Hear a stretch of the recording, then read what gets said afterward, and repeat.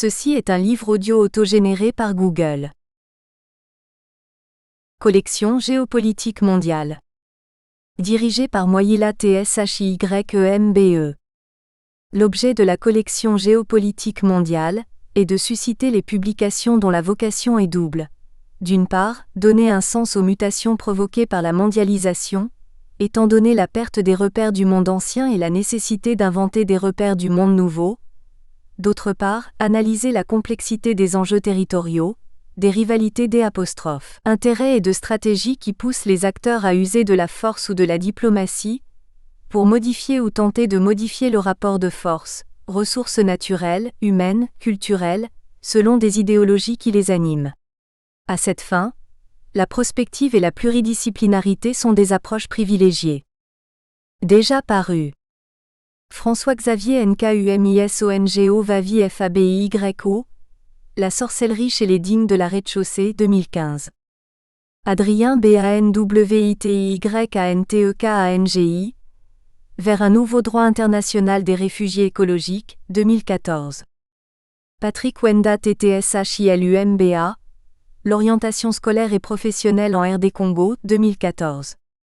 Germain Ngoietshibambe, Dire, Identité, ressources naturelles et conflits en rez-de-chaussée.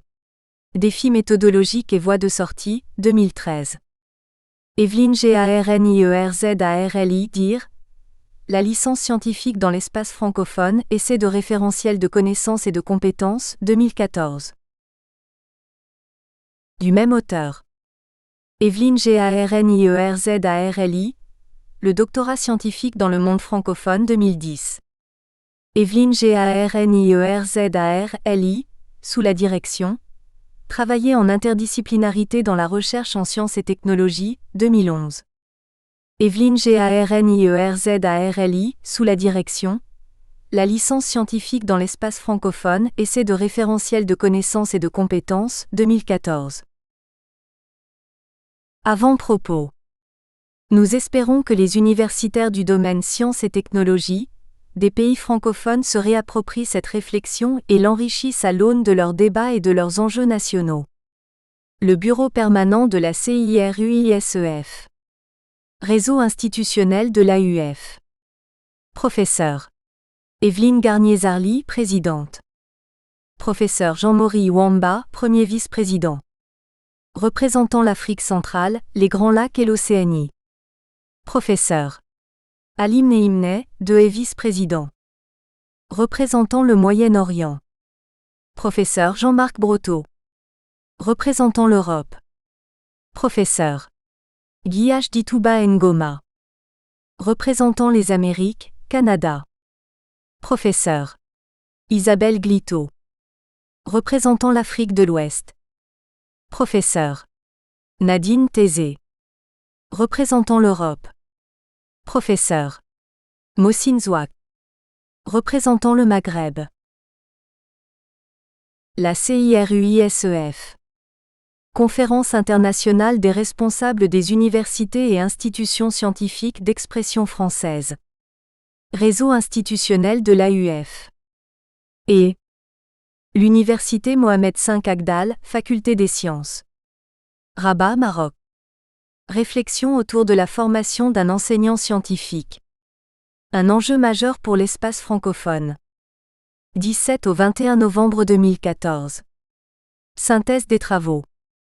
Le colloque a été introduit par Professeur Lassène Daoudi, Ministre de l'Enseignement supérieur, de la Recherche scientifique et de la formation des cadres. Professeur Abdellatif Miraoui, Président de l'AUF. Professeur Abdelhafid Debag, Secrétaire général de l'Enseignement supérieur du Maroc. Professeur Sarid Hamzazi, Doyen de la Faculté des sciences de l'Université Mohamed V Agdal. Professeur Evelyne Garnierarli, Présidente de la CIRUISEF. Conférence inaugurale. Les liens formation-recherche dans le domaine scientifique. Par le professeur Omar El Fassi El Ferri. Secrétaire perpétuel de l'Académie Hassan II des sciences et techniques du Maroc. 165 personnes ont assisté à ce colloque représentant 24 pays de l'espace francophone. L'adage CIRUISEF. Nous avons le devoir de former nos étudiants à l'éthique de la connaissance et de réfléchir aux orientations de la recherche que nous menons aujourd'hui et préparons pour demain. Préface. Par Bernard Cerquiglini, recteur de l'Agence universitaire de la francophonie, AUF. Chers collègues et chères collègues, je voudrais tout d'abord saluer le travail remarquable qu'effectue la CIRUISEF depuis plusieurs années, sous l'impulsion de sa dynamique présidente, Evelyne Garnier-Zarly. Vous appropriant la réforme licence-master-doctorat, engagée par le processus de Bologne, vous avez su, dans le secteur d'expertise qui est le vôtre, le grand domaine des sciences et des technologies, engager une réflexion profonde sur la manière de l'enseigner et de le développer. Ce champ de formation est multiple. Il comprend les mathématiques et l'informatique, les sciences physiques et chimiques, les sciences de la vie et de la terre. Vos travaux ont montré à Beyrouth en 2010 combien la surspécialisation des chercheurs scientifiques les enferme dans un carcan qui les retient de répondre à l'attente des besoins socio-économiques des pays. À cette occasion, vous avez préconisé une approche pluridisciplinaire des enseignements et une ouverture plus large au monde professionnel, répondant aux besoins des États. Approfondissant vos champs disciplinaires, vous avez conçu un référentiel de connaissances et de compétences pour l'ensemble des licences scientifiques. Les pays de l'espace francophone se l'approprient. Puis dépassant l'enfermement disciplinaire des chercheurs, vous avez choisi de rattacher de nouveau l'ensemble de vos disciplines à la matière, votre objet d'étude. Ce faisant, vous avez adopté cette épistémologie nouvelle d'interdisciplinarité qui refuse le réductionnisme, celui-ci dispersant le système en une multitude de segments à analyser, interdit la prise en compte globale des enjeux sociaux. Vous soulignez souvent qu'il est difficile actuellement, compte tenu des avancées spectaculaires de la recherche scientifique, de concilier dans certains domaines, comme l'informatique ou la biologie, une telle approche globale interdisciplinaire et les innovations en recherche qui requièrent une parfaite maîtrise des savoirs antérieurs disciplinaires. Ces savoirs étant devenus pléthoriques, leur hiérarchisation est très peu dominée par la communauté éducative. Le colloque de 2014 qui vient de se dérouler à Rabat a pris pour tâche de réorganiser ces connaissances. Vos constats sont remarquables de courage et de lucidité. Les conclusions et synthèses mettent bien en évidence les influences à l'œuvre dans nos pays et les conséquences qui en découlent sur l'illettrisme et l'innumérisme des élèves. Les résultats des scores PISA finiront-ils par émouvoir les pédagogues à l'œuvre dans les instances éducatives ? Une regrettable confusion est entretenue entre la vulgarisation des savoirs de la culture générale et la formation de l'esprit par des apprentissages spécifiques. Cette confusion entraîne une fâcheuse superficialisation, pour employer un néologisme, des connaissances. Celles-ci se construisent, les doyens francophones le rappellent avec force. J'espère que vos travaux seront lus largement et en particulier par les décideurs politiques, afin que la raison reprenne sa place et que le bon choix soit fait entre les réelles innovations pédagogiques en matière de didactique des savoirs et les méthodes d'apprentissage mises en place par de prétendus spécialistes de l'éducation.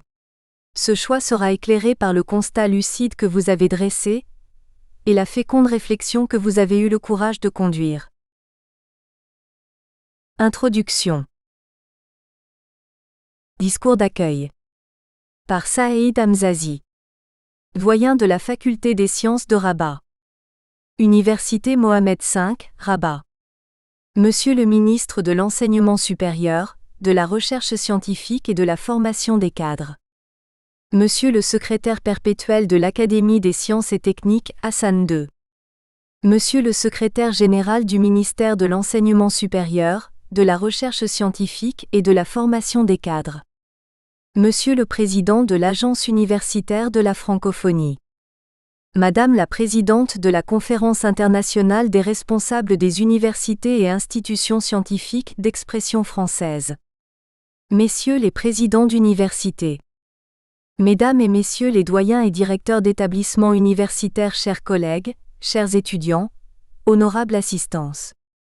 Sous le haut patronage de Sa Majesté, le roi Mohammed VI, la faculté des sciences de l'université Mohammed V a le grand honneur et le plaisir d'abriter et d'organiser avec la Conférence internationale des responsables des universités et institutions scientifiques d'expression française, la CIRUISEF, ce grand colloque qui sera consacré à la réflexion sur la formation de l'enseignant scientifique. Je saisis cette occasion pour rendre un vibrant hommage à Sa Majesté le roi Mohammed VI, qui, en apportant son haut patronage à cette manifestation, démontre une fois de plus son indéfectible implication dans l'amélioration de notre système éducatif national, sujet qui lui tient particulièrement à cœur comme en témoignent d'ailleurs les nombreux discours et interventions qu'il a consacrés à cette problématique nationale et dans lesquels il n'a cessé d'interpeller les acteurs de l'enseignement au Maroc à une mobilisation générale, afin de redresser une situation jugée préoccupante. C'est donc non seulement à une prise de conscience, mais également à une action réelle et cohérente que nous appelle Sa Majesté le Roi en cette matière fondamentale qu'est l'éducation pour l'avenir du Maroc en marche. Je voudrais souhaiter également la bienvenue à nos invités de marque, car vous n'êtes pas moins de 160 doyens ou responsables d'établissements scientifiques venus de 24 pays à travers le monde pour participer à cette manifestation. Je vous remercie pour avoir accepté de partager avec nous votre précieuse expérience. Ce colloque, que nous entamons aujourd'hui, se veut une tribune de réflexion et d'interrogation sur les connaissances et compétences nécessaires à l'exercice des missions d'un enseignant scientifique au niveau des différents cursus à enseigner, du primaire au supérieur. Avant d'aborder plus en détail ce thème qui nous vaut aujourd'hui d'être rassemblés, je tiens à préciser que le Maroc a été l'un des premiers pays au monde à adopter le système LMD au niveau de ses universités, en 2003, et que depuis l'an 2000 bien du chemin a été parcouru. Réforme pédagogique presque achevée, autonomie des universités renforcée et contractualisation État-université opérationnalisée. Alors que l'Europe se penchait sur la conception du processus de Bologne en 1999, qui permettait l'extension et l'ouverture de l'enseignement supérieur dans l'espace européen, le Maroc, à travers une large concertation de ses forces vives, élaborait la Charte de l'éducation et de la formation, véritable livre blanc qui devait donner un nouveau souffle à son système éducatif. Depuis lors, une loi cadre de l'enseignement supérieur a vu le jour et une offre cohérente de formation a été mise en place dans chaque université. Quelques 2000 filières tous diplômes confondus ont été accréditées. Les normes pédagogiques régissant le système LMD ont parallèlement été révisées. Nous avons d'ailleurs entamé en cette rentrée universitaire une nouvelle mouture de ces normes pédagogiques et une offre de formation plus pertinente et plus diversifiée au niveau de chaque université, à même de garantir à nos étudiants plus de réussite et plus de chances de réussite et d'insertion dans la vie active.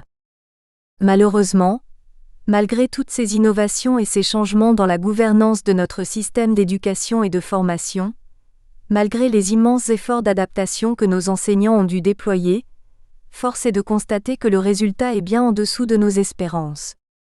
Le taux de diplomation de nos étudiants est toujours faible au sein de l'université, et surtout il se double d'un taux de décrochage alarmant qui prouve la détresse de ces derniers et met en exergue l'inadéquation flagrante entre leur profil à la sortie du lycée et le système d'enseignement qui les attend à l'université.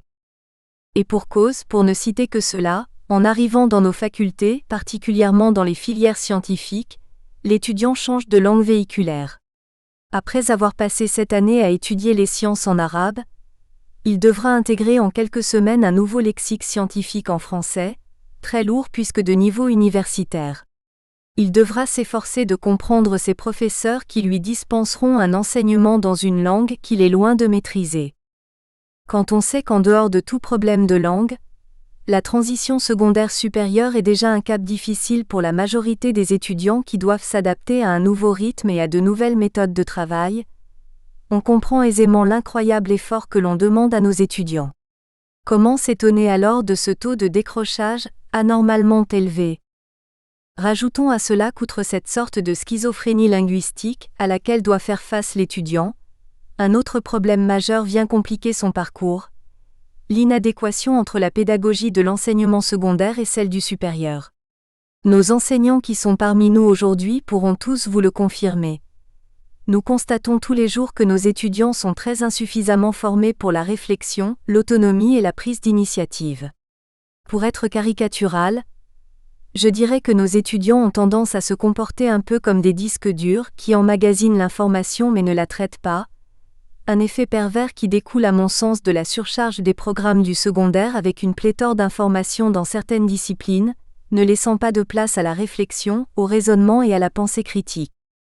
Mesdames et messieurs, permettez-moi de vous dire, et là je parle précisément en tant qu'enseignant, que les problèmes que je viens de vous énumérer concernant nos étudiants se répercutent inéluctablement sur nous enseignants. Pour faire simple, je dirais que le décrochage des étudiants entraîne le désarroi des enseignants. Car il faut bien comprendre la détresse et la frustration d'un enseignant quand il donne le meilleur de lui-même et s'implique totalement dans son activité pour recueillir à la fin des copies majoritairement médiocres. Il faut comprendre et saisir l'effort d'adaptation immense que nous demandons aux enseignants du supérieur à l'heure actuelle. Permettez-moi de m'expliquer rapidement sur ce fait. D'abord, le professeur universitaire est le seul enseignant qui n'ait pas reçu de formation en pédagogie, puisqu'il est censé s'adresser à des étudiants qui ont déjà largement acquis leur méthode de travail et leur autonomie durant leur cursus scolaire. Or, le profil actuel de nos étudiants oblige tous nos enseignants à un effort d'adaptation très conséquent de leur méthode pédagogique, afin de pallier d'une part aux problèmes des langues, aux lacunes disciplinaires et aux méthodes de travail des étudiants, et d'autre part aux effectifs massifs qui forcément ne se prêtent pas à un enseignement de proximité donc de qualité. La question est là, l'enseignant universitaire est-il formé pour tout cela ? Par ailleurs, nous souhaitons aller encore plus loin dans l'effort d'adaptation en sortant cette fois de la problématique du contexte marocain et rejoindre celle de tous les systèmes universitaires à travers le monde. Il faut bien comprendre aujourd'hui, à l'heure où l'information et la connaissance inondent le web et sont disponibles à profusion par un simple clic, l'ère du cours magistral est bel et bien révolue.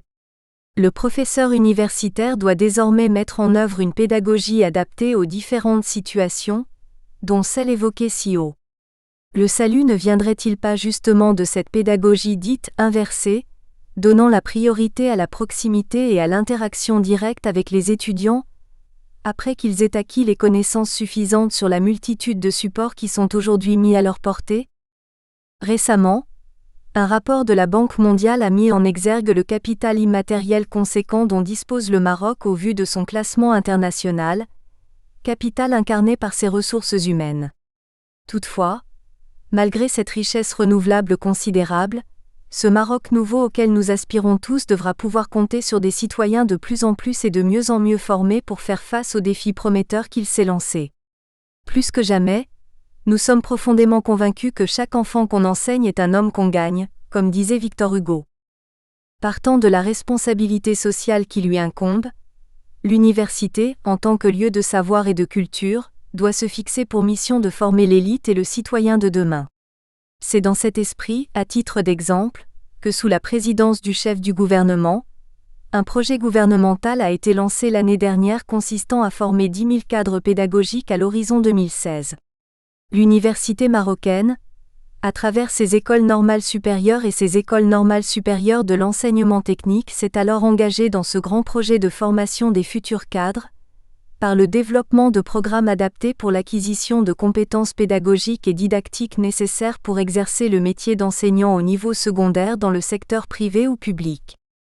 Par ailleurs, depuis que le ministère de l'Éducation nationale a introduit la section internationale du baccalauréat marocain, scientifique ou littéraire, la question de la formation du corps pédagogique est plus que jamais posée avec acuité.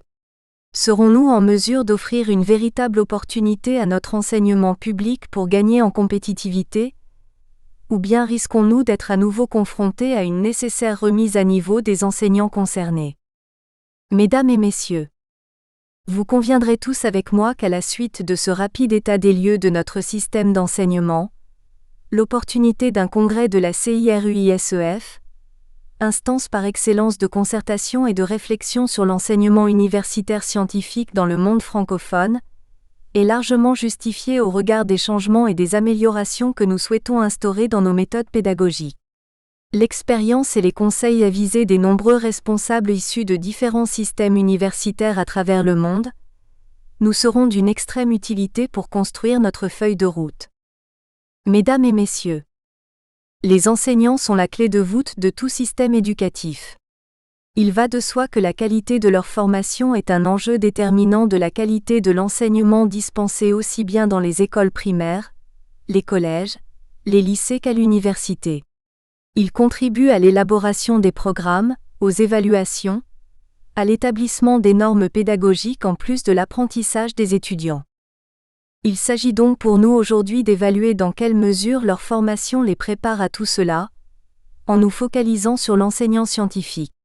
Nul doute que la multitude et la richesse des participants à cette manifestation permettra un débat riche et constructif dont tout le monde saura tirer parti.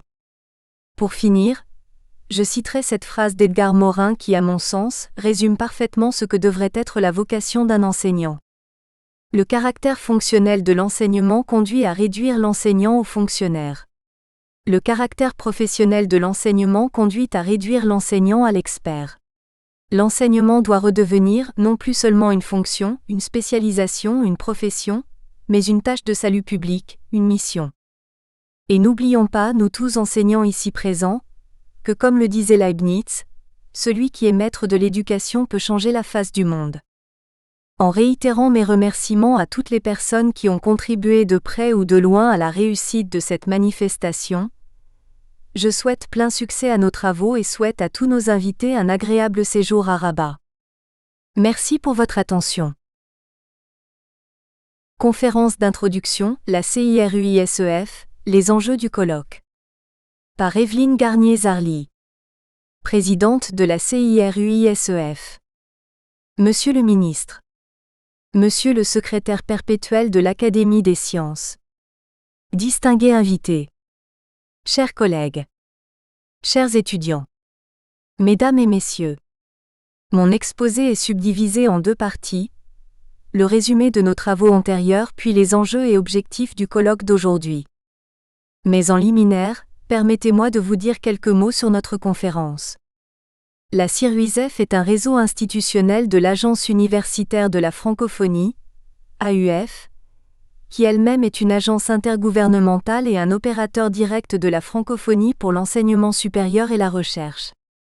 L'assise et le rayonnement de l'AUF, depuis sa création, il y a 53 ans, repose sur le partage de valeurs communes, la coopération et la solidarité entre les institutions universitaires travaillant en français, donc principalement avec les pays d'Afrique, du monde arabe, d'Asie du Sud-Est, d'Europe, de la Caraïbe, d'Océanie ainsi que le Canada.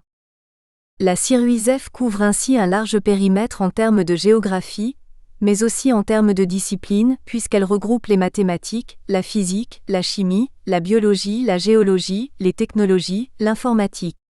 Vaste domaine appelé communément « sciences et technologies ».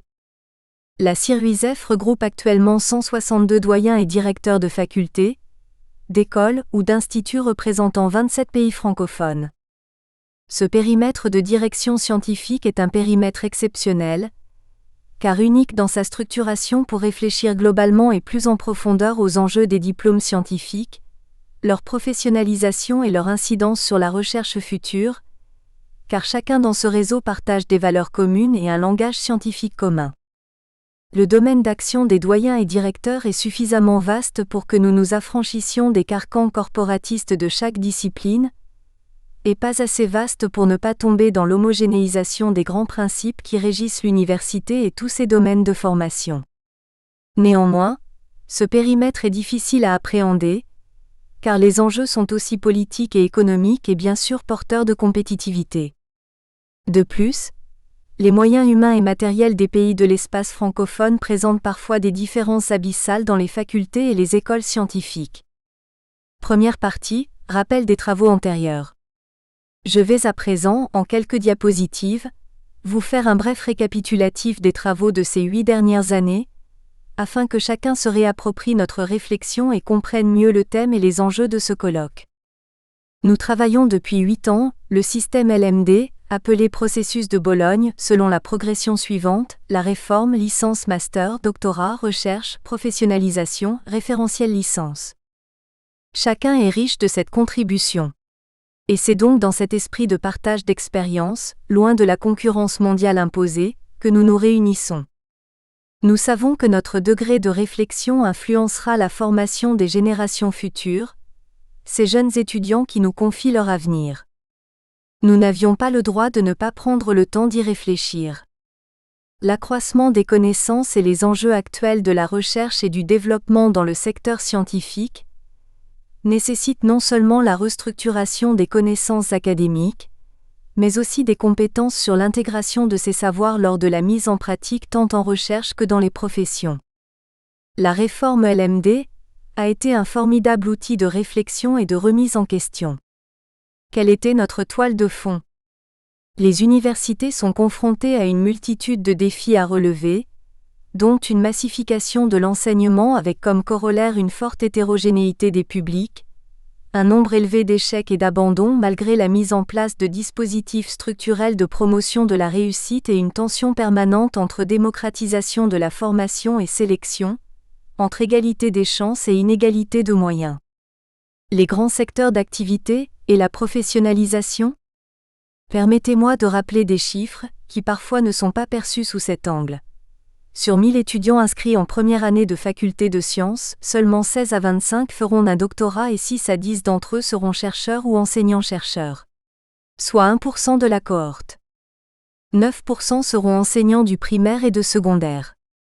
La société, l'État et les étudiants demandent aux universitaires de mettre efficacement sur le marché du travail les 90% qui leur ont également confié leur avenir professionnel. Nous avions le devoir de répondre, car nous avons une mission de service public. Concernant les 100% de la cohorte, nous avons donc reformalisé et recontextualisé la large palette de connaissances et compétences des étudiants pour qu'ils puissent faire face à l'évolution des secteurs d'activité, industrie chimique, mécanique, électrique, électronique, énergétique, agroalimentaire, pharmaceutique, métiers liés à l'environnement, à la santé, à l'agronomie et tous les secteurs de l'informatique et de la communication, financiers et bancaires, etc. L'ouverture à l'international du marché du travail. Nos étudiants doivent devenir des offreurs de compétences, et non plus de simples demandeurs d'emploi. En 2006, à Brazzaville, nous avons travaillé l'aspect technique de la réforme, la semestrialisation, les crédits de chaque unité d'enseignement, etc. Dès cette époque, chacun a compris que cet aspect, bien qu'indispensable pour la formalisation des cursus, n'était pas l'essentiel. Le contenu d'une unité d'enseignement était plus important que son contenant. En 2007, à Créteil, nous avons travaillé sur le socle des fondamentaux de la licence scientifique. Ces fondamentaux correspondent aux connaissances et compétences minimales que chaque étudiant doit avoir acquis, dans une discipline ou une association de disciplines, pour accéder à n'importe quel master du même secteur. Ainsi, un étudiant licencié en sciences pourra plus aisément postuler au master de son choix et conséquemment les échanges internationaux des étudiants devraient en être facilités. En 2008, à Fès, nous avons travaillé sur le grade de master. Avec l'élaboration d'une charte des masters et la déclinaison des grandes mentions, répondant aux besoins économiques et sociétaux des pays. Nous en avons conclu qu'un master indifférencié, recherche et professionnel, devait être recherché dans le domaine sciences et des technologies, adossement conjoint à la recherche et au monde socio-économique. Pourquoi? L'adossement et l'initiation à la recherche pour tous, même pour ceux qui ne se destinent pas à la recherche, permettent de rebondir tout le long de la vie professionnelle et de comprendre plus aisément les avancées techniques et théoriques du champ disciplinaire. L'adossement à l'activité économique du secteur professionnel, même pour ceux qui font de la recherche fondamentale, permet de comprendre les enjeux socio-économiques sous-jacents et aide les chercheurs à trouver des financements. Et avec l'espoir, non dissimulé, d'arrêter de former des enseignants déconnectés du monde socio-économique. C'est aussi une révolution, elle n'est pas encore comprise ni acceptée par tous. En 2009, à Dakar, nous avons travaillé sur le grade du doctorat. La position du docteur dans la société et sa relation avec le monde de l'entreprise a évolué au cours de ces dernières années. Le PhD et le doctorat sont les diplômes suprêmes du marché économique mondialisé. Une meilleure intégration du docteur sur le marché professionnel nécessite une démarche tout à la fois encadrée et personnelle. Le nouveau docteur scientifique doit savoir identifier sa valeur ajoutée et la décliner en termes de savoir et savoir-faire. Et surtout être capable de savoir l'expliquer. Il est de notre responsabilité, dans les écoles doctorales, d'accompagner les doctorants dans cette démarche. Nous avons établi les chartes du doctorat pour le docteur, le directeur, l'école doctorale. Nous avons préconisé de rajouter à toutes les chartes de thèse du domaine scientifique de l'espace francophone. Le doctorant du domaine sciences et technologies doit rédiger durant les premiers 24 mois de sa thèse un texte de 1 à 4 pages précisant les enjeux éthiques, sociétaux et environnementaux de la recherche qu'il effectue aujourd'hui et qu'il prépare pour demain. Cette réflexion personnelle scientifique et philosophique doit l'aider à mieux comprendre son rôle particulier de femme ou d'homme de science dans la société et les responsabilités qui lui incombent. En 2010, à Beyrouth, nous avons travaillé sur un thème d'une grande complexité, la structuration de la recherche, fragmentation ou intégration. Il y avait beaucoup à dire sur la tendance à la spécialisation dans les sociétés modernes depuis le XIXe siècle, et par ricochet, sur la difficulté à préserver une interdisciplinarité pourtant historiquement féconde, les sciences et les humanités. Cette approche héritée d'Aristote est rendue opérationnelle par Descartes et qui domine depuis plus de 2 siècles la pensée scientifique occidentale, est basée sur une conception de la science selon laquelle il serait impossible de parvenir à comprendre les systèmes complexes si l'on n'avait pas commencé au préalable par isoler les diverses parties qui les composent. Cette hyperspécialisation, nécessaire et bénéfique au progrès, a eu pour conséquence d'ériger des frontières institutionnelles, sémantiques, idéologiques même, qui ont peu à peu éloigné le chercheur d'une connaissance plus métadisciplinaire comme le propose Edgar Morin 2004. Nous observons une fragmentation du savoir, un cloisonnement des disciplines scientifiques et leur isolement face au monde réel, une hyperspécialisation des jeunes chercheurs, une difficulté grandissante pour les spécialistes à communiquer entre eux, un cloisonnement de plus en plus marqué des institutions de recherche ou des laboratoires, supposés générer des biens publics à vocation générale. La surspécialisation des chercheurs entraîne actuellement une fragmentation du savoir, incompatible avec la résolution des problèmes globaux répondant à l'attente sociétale des pays. Et lorsqu'un responsable politique ou la société civile pose une question, 20 spécialistes répondent, fournissant chacun 1 centimètre de réponse sur l'échelle des 20 centimètres de la solution. Mais qui fait la synthèse ? Le responsable politique de plus, au fil des années, de nombreux scientifiques se sont installés dans l'illusion d'une neutralité par rapport aux pouvoirs économiques et politiques. Mais qu'observons-nous ? Nous observons que dans le monde entier, la science et ses technologies pénètrent de plus en plus profondément dans la vie des sociétés. Son organisation est désormais une affaire d'État. Des institutions civiles et militaires se créent au sein desquelles pouvoir et savoir se fécondent mutuellement. Le monde actuel des scientifiques n'est plus le monde des savants des siècles précédents. Cette neutralité n'est donc plus de mise et les scientifiques doivent se sentir responsables de la recherche qu'ils poursuivent. Les travaux de ce colloque ont montré tout l'intérêt de travailler en pluridisciplinarité voire en interdisciplinarité, sur des projets communs, avec des cultures scientifiques croisées, secteurs scientifiques, économiques, sciences humaines et sociales. La société réclame de nouveaux processus d'échange, de dialogue et de débat. Des pôles de recherche interdisciplinaires devraient ainsi permettre d'anticiper, de façon plus performante, les enjeux sociaux et économiques de demain. Cette nouvelle approche doit se répercuter et mieux irriguer les formations universitaires de l'enseignement supérieur. La recherche scientifique n'a d'avenir que si elle organise et installe le multiple, la rencontre à plusieurs, si elle invite à une nouvelle dynamique, à la réelle appropriation de tous et par tous et au réel partage des bénéfices et des valeurs. Elle n'a d'avenir que si elle accorde de plus en plus d'intérêt aux projets à conception, à gestion et à bénéfices partagés. Nous avions conclu que les scientifiques doivent de nouveau investir l'agora, qu'ils ont laissés à d'autres. En 2011, à Montpellier, nous avons invité les entreprises à partager notre colloque sur le partenariat entreprises-universités, clé de l'innovation et de l'insertion professionnelle des diplômés scientifiques francophones.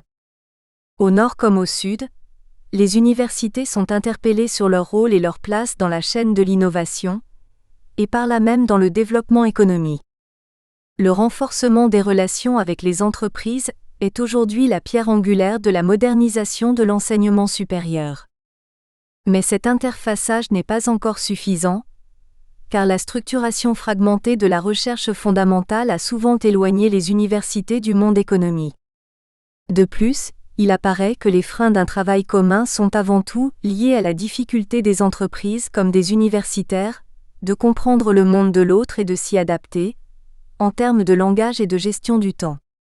Les entreprises ont exprimé ce dont elles ont besoin et sur quels critères elles recrutent. Nos invités nous ont aussi apporté des éclairages qui peuvent être déclinés de la manière suivante. À côté des fondamentaux scientifiques, cognitifs et techniques, nous devons introduire dans nos enseignements une solide culture générale, la culture des valeurs sociétales et des enjeux économiques. Nous devons développer chez les étudiants la connaissance de l'entreprise et ses atouts. Nous devons les rendre bi- ou trilingues. À Bac+5, nous devons mettre sur le marché du travail des jeunes diplômés capables d'assurer l'encadrement et le management de leur secteur disciplinaire. Offreurs de savoir-faire et de compétences disciplinaires solides. Ouverts aux différents mondes économiques et culturels. Ouverts à l'innovation. Et ayant l'aptitude à travailler dans un contexte international. Néanmoins, ces principes généraux ne prennent sens que dans les contextes économiques, sociaux, sectoriels et territoriaux, dans lesquels les individus et les entreprises évoluent. La diversité des situations, d'un pays à l'autre, d'un métier à l'autre, d'un secteur à l'autre, d'un bassin d'emploi à l'autre, ne permet toutefois pas d'envisager des solutions globales applicables partout. C'est donc au croisement de ces différentes logiques, à l'intersection du sectoriel et du territorial, que doivent être posés les différents enjeux et définis les objectifs des différents pays de l'espace francophone. Fort de toute cette réflexion, en 2014 à Québec, nous étions prêts pour décliner le référentiel de connaissances et de compétences de la licence scientifique. Les résultats des travaux de ce colloque ont été édités chez l'Harmattan. Nous avons convenu unanimement que la licence généraliste en sciences, technologies, est marquée par un double objectif. Faire acquérir à l'étudiant des savoirs et des compétences scientifiques, techniques et pratiques dans son champ d'activité, discipline principale et associée, mais aussi développer chez ce dernier des aptitudes, appelées compétences transversales et pré-professionnelles, indispensables dans son futur cadre professionnel et qui lui permettront d'évoluer dans son domaine d'activité ainsi que vers des autres métiers que ceux du champ disciplinaire étudié. Nous avons rappelé que les grandes disciplines scientifiques reposent sur des lois et des principes universels établis antérieurement, et qui doivent être assimilés et compris dans la forme et le fond. Ainsi, les enseignements de la licence généraliste dans le domaine des sciences et des technologies reposent sur une construction cognitive structurée, fondée sur la méthode expérimentale et nourrie par les nouvelles avancées de la recherche. Avant de terminer cette première partie, je voudrais aussi dire quelques mots sur la situation géopolitique actuelle, que j'ai déjà évoquée de manière plus détaillée l'an dernier. Ces situations font aussi partie de notre toile de fond, même si elles ne doivent pas influer notre réflexion. L'espace francophone compte dans ses rangs l'Afrique et le Proche-Orient, régions particulièrement secouées sur le plan politique ces dernières années. Leurs doyens sont avec nous. L'Afrique en particulier est comme un miroir du monde. Un immense potentiel face à d'immenses défis. C'est actuellement l'objet de toutes les convoitises de la part des grandes puissances. Une grande partie de son élite est en diaspora, celle qui reste a un travail colossal sur les bras. L'Afrique est riche de sa jeunesse, de ses ressources, de sa diversité culturelle. Aujourd'hui c'est le continent de la croissance, demain celui des énergies renouvelables. Dans le même temps, au Sahel, 20 millions de personnes sont dans une situation critique, affectées par une crise alimentaire, environnementale et humaine. Les conditions climatiques extrêmes s'ajoutent aux tensions politiques. Elle creuse le lit de la violence et de l'extrémisme qui se renforcent mutuellement. Même si notre rôle est minime, notre conférence doit aider les doyens du Sud à accompagner ces transitions, et nous devons le faire pour édifier des sociétés plus justes, plus inclusives, plus fortes. Comment y parvenir ? Une partie de la réponse tient dans ce qui réunit les membres de cette conférence. Une langue en partage, et plus encore, les valeurs que cette langue a portées dans l'histoire, les valeurs de dignité humaine, de liberté, d'égalité, de solidarité. Ces valeurs doivent nous guider lorsque l'essentiel est en jeu, et c'est le cas aujourd'hui. Une autre partie de la réponse tient dans une solidarité plus forte, plus profonde entre les États. Les conclusions de la Conférence des Nations Unies sur le développement durable, Rio+20, nous exhortent à mieux intégrer les 3 dimensions du développement durable, économique, social et environnemental, et maintenant il faut avancer, construire des partenariats plus solides et nous devons le faire vite. Ce travail commence par l'éducation. Sans formation de qualité, il n'y a ni croissance, ni développement, ni justice sociale, ni paix durable, tant la paix et le développement sont indissociables. Le secrétaire général des Nations Unies a lancé l'initiative « L'éducation avant tout » pour accélérer le mouvement de l'éducation pour tous, et nous devons tous y contribuer. Aujourd'hui, dans le monde, un jeune de 15 à 24 ans sur 8 est sans emploi, et bien davantage dans certaines régions. Le chômage de masse est la négation du pacte social. Il nourrit les inégalités, il annonce la violence civile. Devant l'ampleur du phénomène, il faut un effort sans précédent pour l'apprentissage professionnel et l'éducation au travail. C'est l'éducation qui donne les moyens d'exercer un métier, de sortir du chômage, de développer l'économie. C'est l'éducation qui permet d'encourager la tolérance, de dénoncer les stéréotypes culturels tellement prégnants dans certains pays de l'espace francophone, de fortifier la cohésion sociale. L'enjeu de ce colloque est aussi à l'aune de ce défi. Au milieu de l'édifice éducatif allant de la maternelle au doctorat, nous avons aujourd'hui, à notre échelle, l'ambition d'essayer d'harmoniser les enseignements scientifiques et de décliner les compétences des enseignants qui les instruisent. Notre contribution sera donc majeure. Deuxième partie, les enjeux du colloque. Quelle est notre toile de fond en 2014 ? Le métier d'enseignant est le plus beau métier du monde. Je pense que c'est vrai dans l'absolu, mais ce n'est plus vrai dans la réalité. De nombreux pays ne savent plus, ne peuvent plus transcender ce métier. Trop de variables socio-économiques interviennent. Et ce métier qui existe depuis des millénaires doit être réinventé, nous dit-on. Et il est vrai qu'une cacophonie indescriptible provient du monde international de l'éducation. Tout le monde donne son avis, et les héros des écoles de pensée s'expriment haut et fort et de manière souvent convaincante, influençant par des techniques de marketing, les protagonistes ciblés et assénant souvent des constats nullement démontrés. L'activité de recherche ayant pris une telle ampleur, que les chercheurs de toutes les disciplines se doivent de justifier leurs travaux. Ainsi, on utilise des mots et des concepts sous les effets, non seulement des modes, mais surtout à l'aune du vécu personnel de celui qui les emploie. Les mots innovation et créativité, dont tout à chacun se gargarise, sont perçus de manière... Nous espérons que vous avez apprécié cet aperçu. Pour continuer à écouter ce livre audio sur Google Play Livres, utilisez le lien dans la description de la vidéo.